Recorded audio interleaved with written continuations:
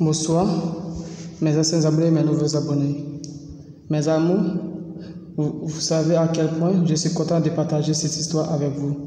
Mais j'ai besoin de votre soutien afin que j'atteigne ces rêves de la littérature haïtienne et cinéma haïtienne. Alors, je vous demande, mes amis, d'écouter cette histoire attentivement et compréhensif afin que vous compreniez cette histoire dont je raconte. Aussi, n'hésitez pas à partager cette histoire, d'abonner, apprécier. C'est la seule façon dont vous pouvez m'aider à grandir. Vous n'allez pas regretter ça. Je vous aime tous. Donc, s'il vous plaît, écoutez cette histoire afin que vous compreniez. Écoutez cette histoire attentivement et compréhensif afin que vous compreniez ces belles histoires dont j'ai écrit. Merci, je vous aime tous. Je vais commencer avec la 5e partie. Ensuite, Dato disparaît. Durant qu'elle disparaît, elle s'étourne elle-même et disparaît. Quelques minutes, Mazela regarde Daniel. Mazela est dingue de Daniel et Daniel est dingue d'elle. Daniel s'arrête pas de regarder la jeune fille de Violette. La jeune fille aussi s'arrête pas de regarder la jeune garçon. Jean Boucan, l'empereur, s'agenouille devant une croix de criminels. Il se médite avec une bougie blanche et des bougies noires.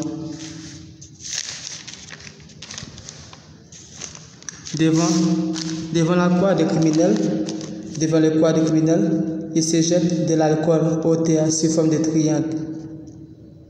Jean Boucan se frappe la bouteille au terre 3 fois. Ensuite, il se frappe la bouteille dans son estomac. Il se vergesse au criminel qui attend sa réponse. Ensuite, il pourra célébrer pour lui s'il lui donne ce qu'il veut. Jean Boucan est allé devant la photo Chanorin et versé des vins rouges au terre pour l'esprit des Chanorin.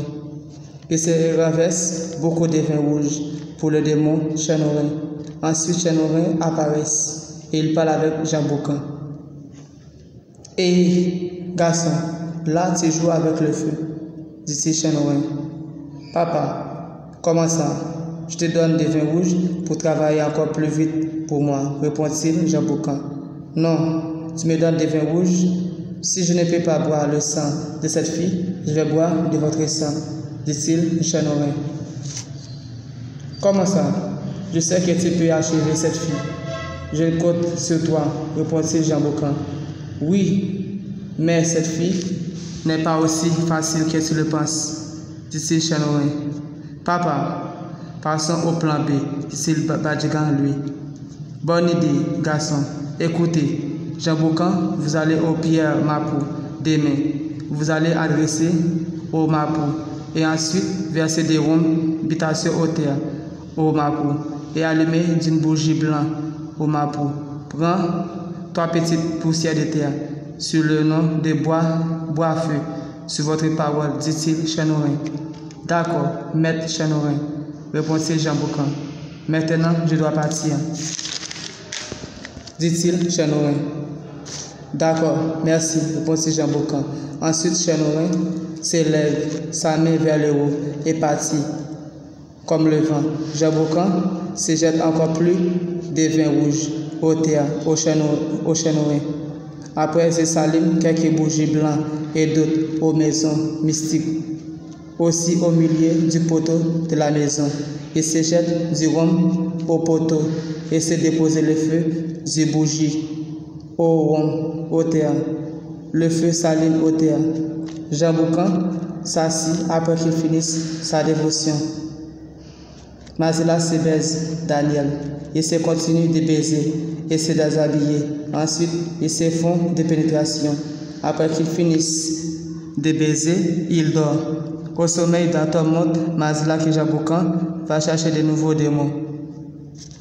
Dato et Mazela, au sommeil, regardent Jean Boucan qui arrive dans un pied Mapou, qui s'adresse au Mapou et fait d'autres choses. Ensuite, elle voit que Jean Boucan se retrouve d'un démon qui s'appelle Bois-Feu.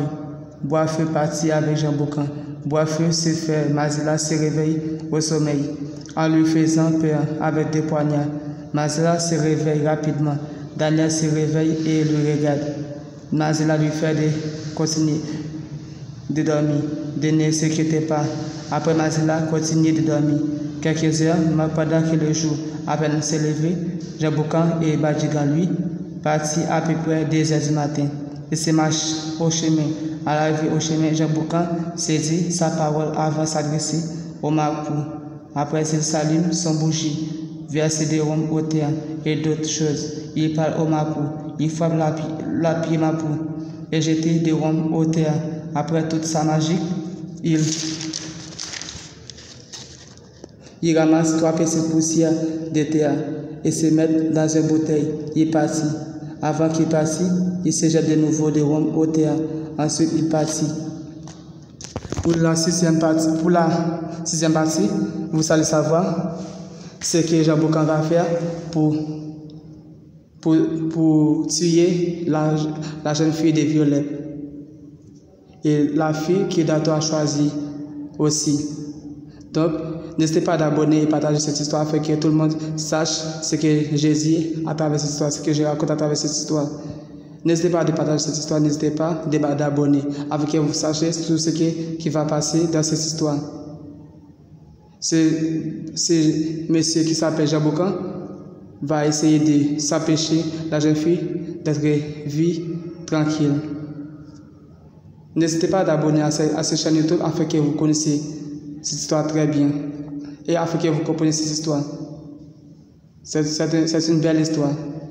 Vous allez aimer beaucoup. Et n'hésitez pas de m'encourager, n'hésitez pas de grandir cette chaîne YouTube afin que je réalise ces rêves pour la littérature haïtienne et aussi pour le cinéma haïtien. J'ai beaucoup de rêves pour ce cinéma haïtien. N'hésitez pas de m'aider à grandir cette chaîne YouTube. J'ai beaucoup de projets que je prépare déjà. N'hésitez pas de m'aider à grandir cette chaîne YouTube. Je vous aime tous. Et je travaille pour vous. Et j'ai beaucoup pensé pour vous. N'hésitez pas de m'aider.